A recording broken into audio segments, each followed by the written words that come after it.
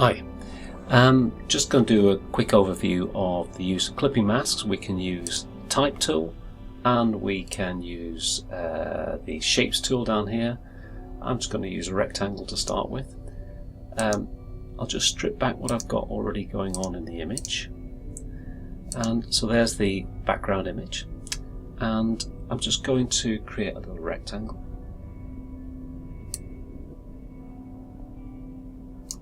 Okay. Just take off the outside stroke, but leave the fill in there.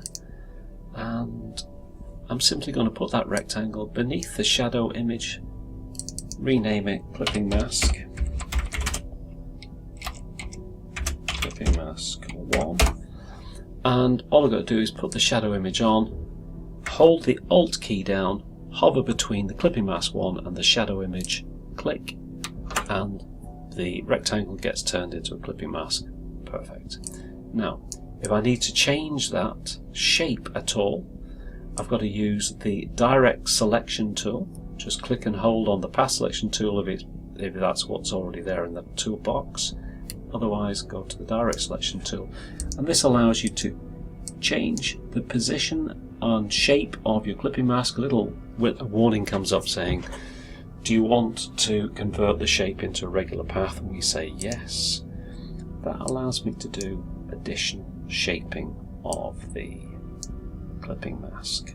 Can be very useful. Okay, so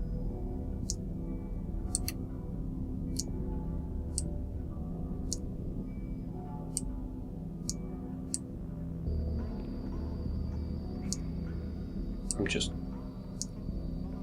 messing about, really.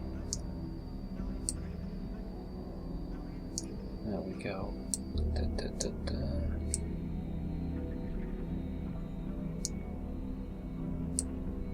Okay. Alright, that's weird. It's not quite right. That last bit was a bit silly. Okay, but the point is, you can go from a rectangle to an irregular shape using the Direct Selection tool. That is pretty much what you can see in operation in this image.